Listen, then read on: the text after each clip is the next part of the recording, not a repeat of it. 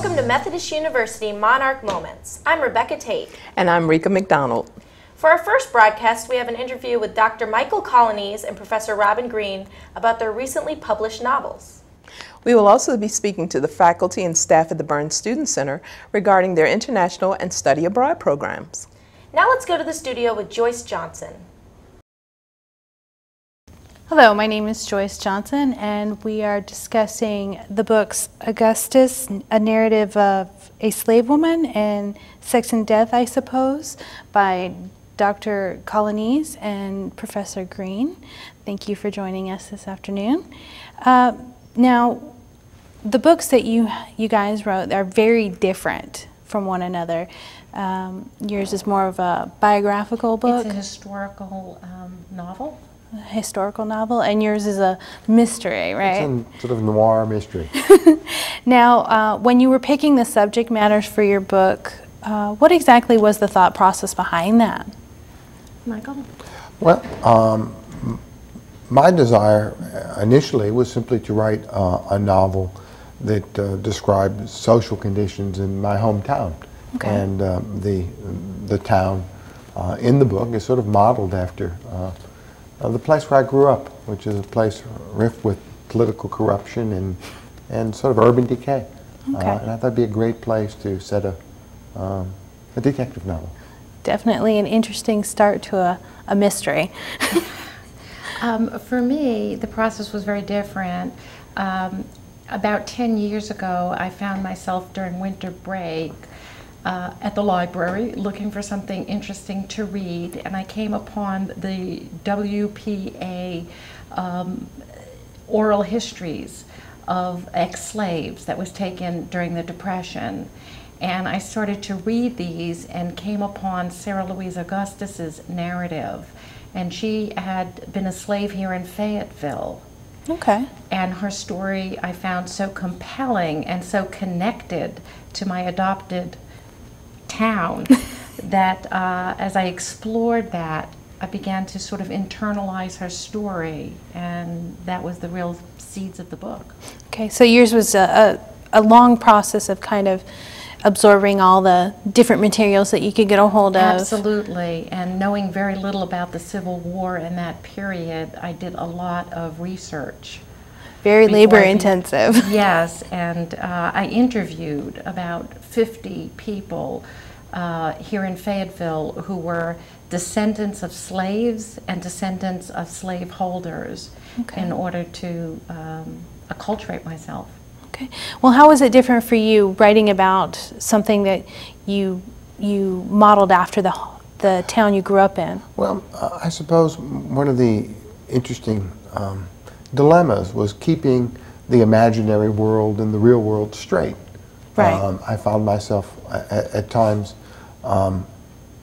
forgetting what I had invented and what I was simply recalling.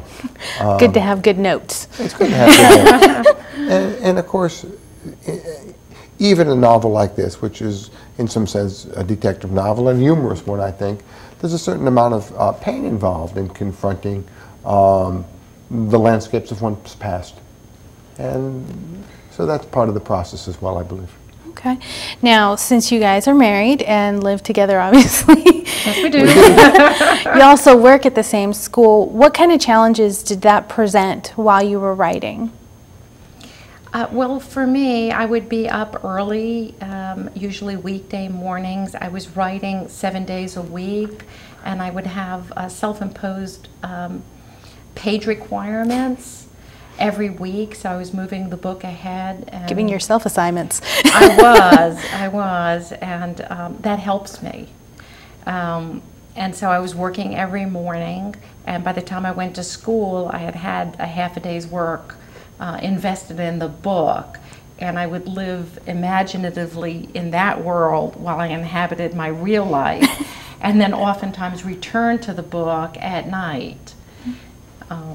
Yeah, definitely separating the two of them, you had to figure out what was best for you in scheduling, getting Right. everything done. And there is a scheduling challenge, I think, to hold a job to begin with and be a Yeah. writer, and then to be married to another writer who's also working on a large and long creative project. And we did have our son living with us before he went to college. And so we had the challenges of dealing with adolescents. And the family dynamic. And the family dynamics and cooking meals and getting the house cleaned and laundry done. Right. So all of which has to be scheduled and negotiated ultimately. Yeah, coordinated. When we were graduate students together, we actually had a schedule on the refrigerator in which every half hour of our lives was blocked out in order to I don't know if I manage could do that. a pretty It must have been pretty tough when you started, at least. Right. I mean, trying to get into that kind of routine of what you needed to get done and everything like that. I want to say that being a professor actually helped me with the writing of this book, in that I had a work-study student who actually transcribed the first draft. She typed it for me. Oh, well, that worked out for you. I worked in longhand, although I don't often do that. This book was actually written on legal pads by him at first, and had a student type it, and then, of course, the real work of editing began.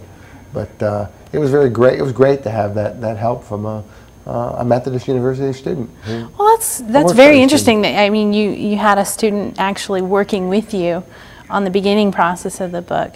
Now, as you go... I also had a student who did some proofreading for me. Oh, really? I work on the computer because I'm a lot faster a typist than I am a handwriter.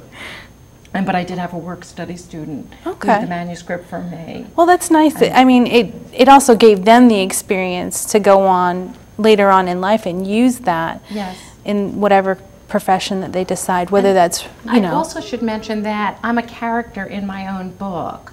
So Professor Green begins the narration of the book, and Michael is also a character in the book. Oh, that's nice how you guys kind of worked in your own little character. I'm a fictionalized version of myself. Right. So the original narrator is a professor named Robin Green who teaches at a small southern university. Okay, so you just kind of worked in that little bit in there. Yeah, I think there's an autobiographical element of every book, but in Robin's it was just a little bit more blatant. And of course, it departed from the truth in many places. Especially at the end. Especially at the end. At the end, Professor Green's husband, who's also a professor, leaves her for a time. Well, obviously, you two are still together. Yeah, we're still together.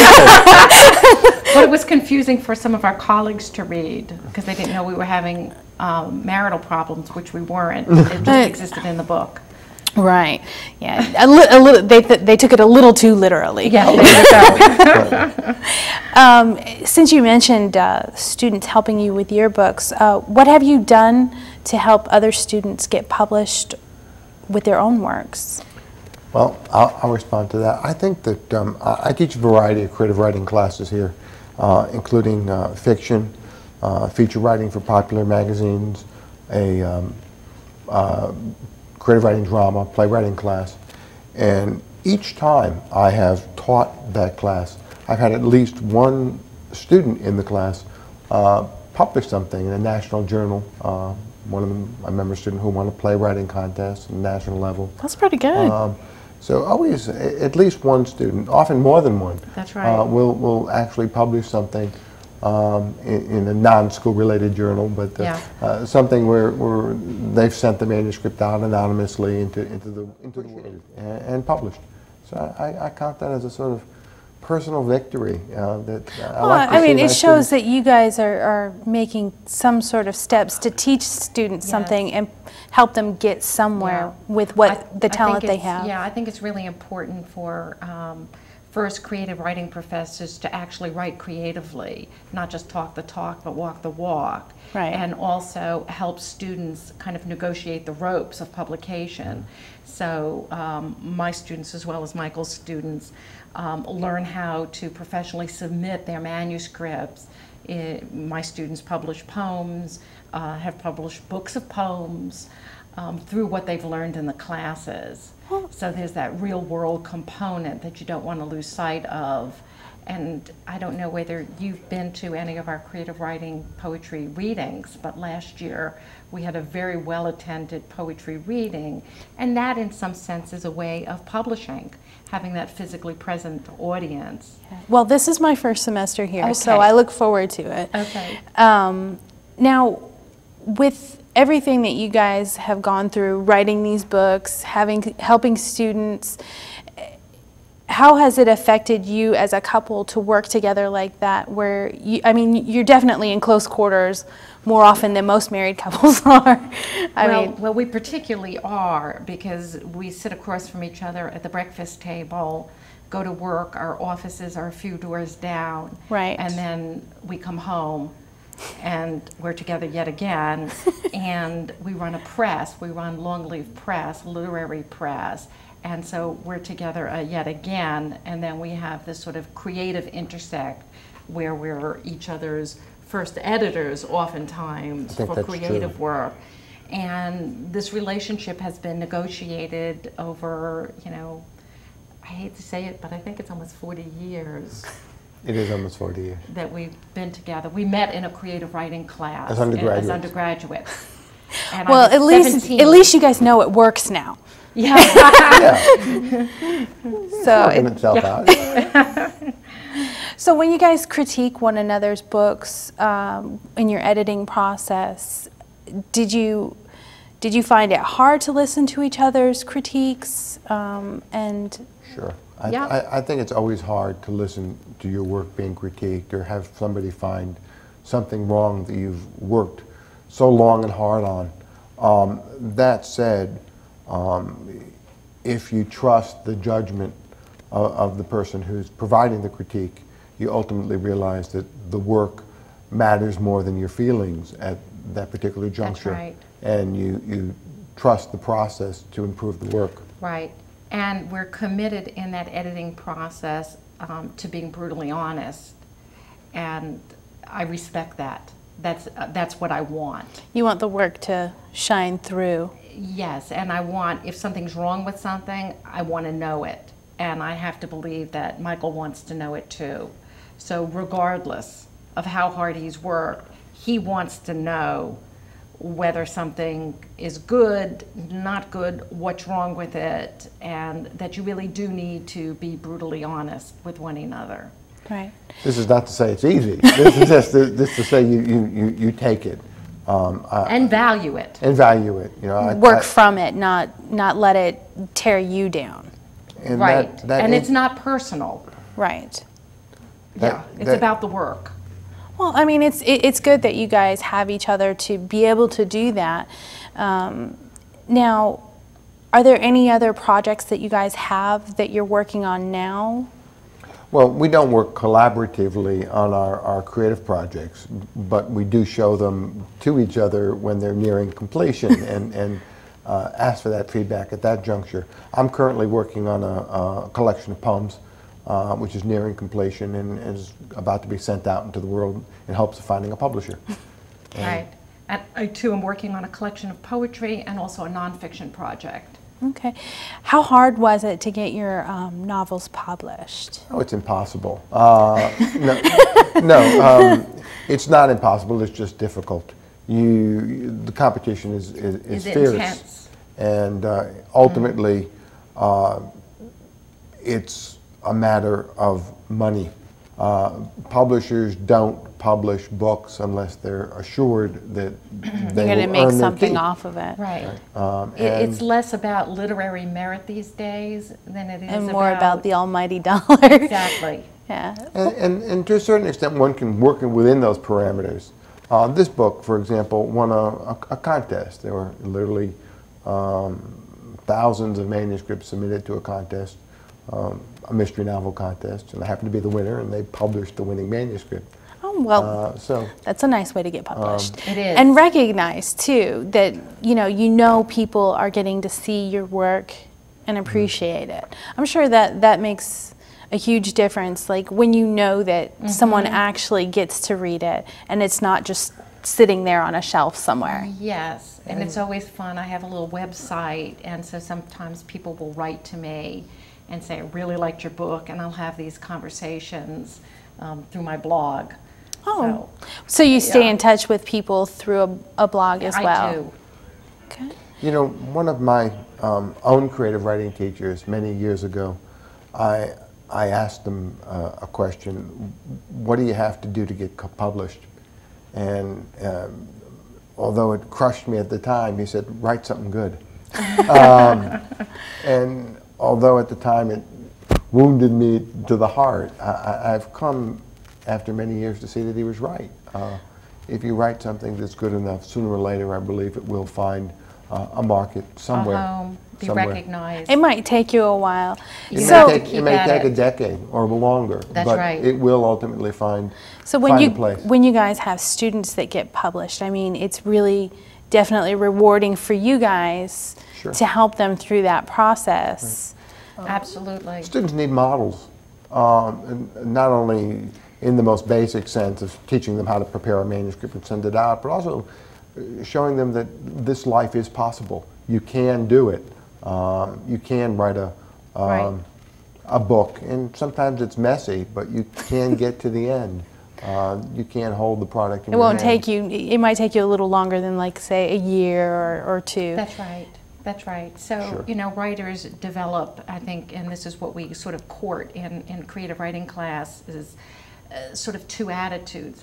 One attitude is being very open-hearted to the world so that you can actually write. And the other is developing a really thick skin so that you can take the editing criticism and take the rejection as you send that work out to be published. Yeah, there's nothing like rejection letters. I mean, you have to take it almost with a grain of salt that maybe that publisher just wasn't for you. Mm-hmm. These become badges of honor. Some people put them on their bulletin boards, rejection notices. That's what, you know what, I guess you kind of look at it and it makes you work harder for what goal that you want to accomplish.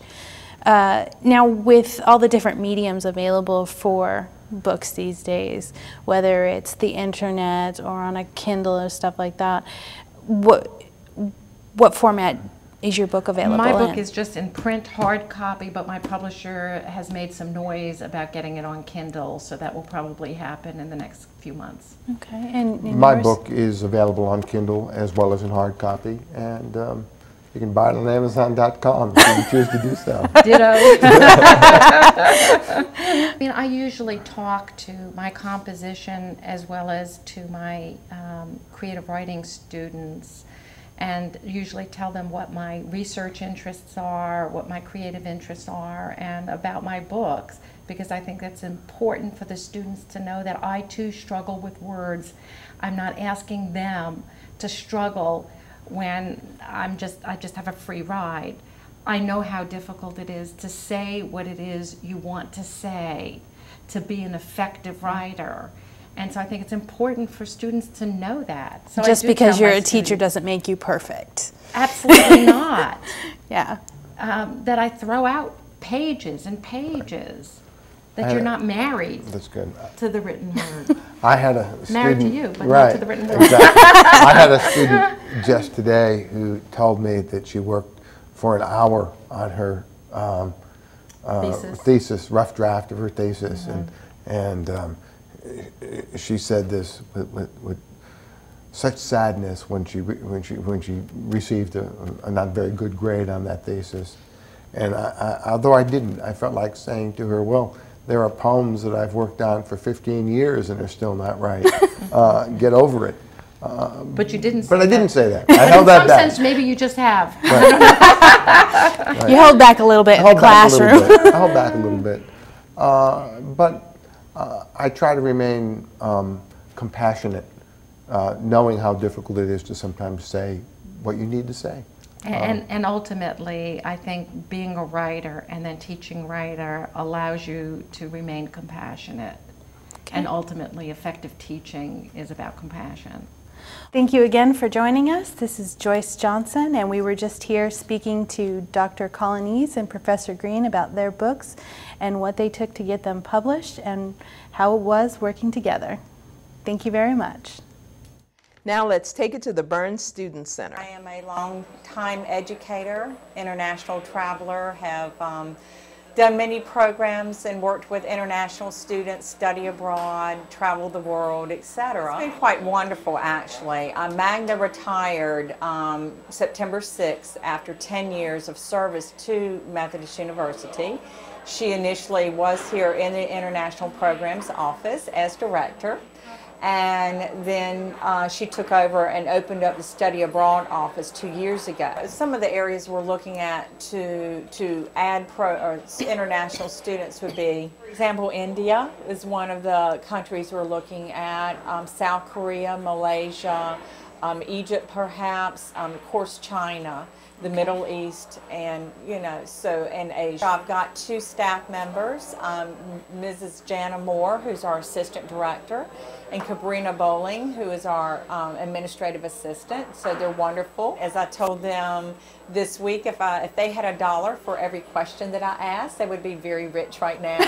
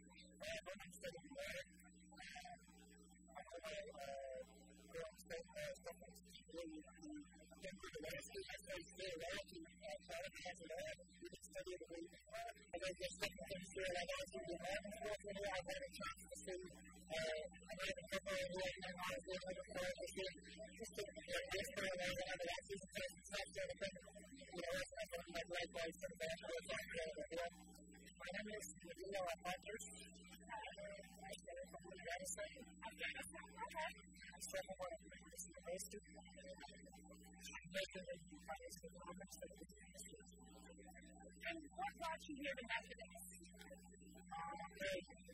One of the reasons that I come to Methodist primary work is scholarship, because I have finished scholarship to study Methodist for 4 years. This is the best thing about Methodist because it has small classes, you can get a person, you can lecture, you can class the teacher. When I send it in there, like, that's the best thing.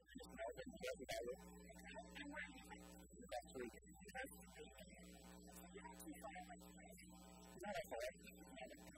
And what did you do with Methodist? Well, there are many reasons. Meanwhile, what's there is scholarship that was able to present that you have to visit. So, the wisdom that it would be the kind of work she does, how they use the fact that over 2 years, that really put a lot of great things that met so many people with different personalities in the office, and I've gotten to learn more about human politics. It is definitely different. Food-wise, people-wise, personalities, music, sports, there are really no differences. And but I think the point is to come up to a college and study at the same time. So when they're home,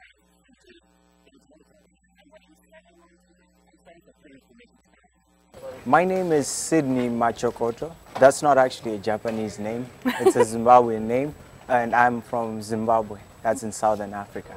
Okay, and what brought you here to Methodist? Well, I was doing a program known as the United World Colleges. I was doing an international baccalaureate, and in Methodist University sent recruiters to the school where I was at, and also my brother was studying here. So I just got to study more about the school and I just liked the small campus environment that they have here. I liked the scholarship package that they were offering and a wide variety of the other extracurricular programs I could get myself involved in. So that really told me that Methodist was going to be the place for my undergraduate program. Okay. Now, how often do you get to go home? I've not been home ever since August of 2010. That's summer of last year. Right. Yeah. And it's been a challenge for me because, you know, that's been the longest time I've been away from home. I've been away from home for several times, but I've gotten a chance to go back. But now I couldn't because I had to take care of some stuff over the summer. So it's really challenging because you really need some time to go back home and refresh. Not only refresh, but whilst you are being exposed to this new stuff around, you also need to go back home to really learn again who you are, because you don't want to lose that. Stay in really connection important. with where you came from. Exactly. I now look at myself as a global citizen, so it wouldn't really matter where I get a job, as long as I'm working within infectious diseases. That's really where my passion is. What made me decide to be a doctor was seeing the problems, the medical problems that people were having back home, and getting to learn from the news that this disease has a cure somewhere out there, getting to know from the news that there's a system of medicine that really can help problems, that works so much better than the system we have at the moment.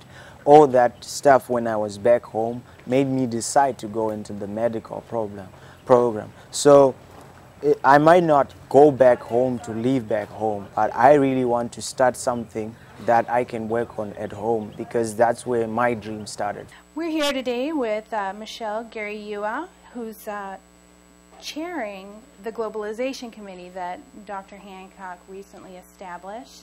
Now, with the committee, what is the goal of the committee exactly? The Globalization Task Force, first of all, is a little bit different than a committee. A lot of times committees tend to hide in a specific department or division, for example. But one of the neat things about the task force is we're going to cross many, many different aspects and parts of our campus. Okay. And we're going to collaborate with various stakeholders on the whole campus. For example, folks from the International Programs Office who work with international students will be on there. Folks from Modern Languages, for example, could be on there. The folks from the Study Abroad Committee could be on there. But our aim is to look at globalization and how we can bring globalization into every aspect of our university life here. Besides assembling a team, of course, for a team, we need to come up with a compelling vision and help our community understand what globalization is, why it's important, and what it looks like, and figure out what our goals are going to be. Globalization is going to look really unique and really different for every campus. You can't just say, I want to be like that school, because their school is unique. So what we're going to do is we're going to find what are some really big, we call it really big, audacious goals, the beachhead. What are some great goals for us here at Methodist, and how can we achieve those goals? We're definitely looking at a lot of different models, and that's one of the models because of our strategic partnerships with what we call EWC schools in different places like Costa Rica, for example.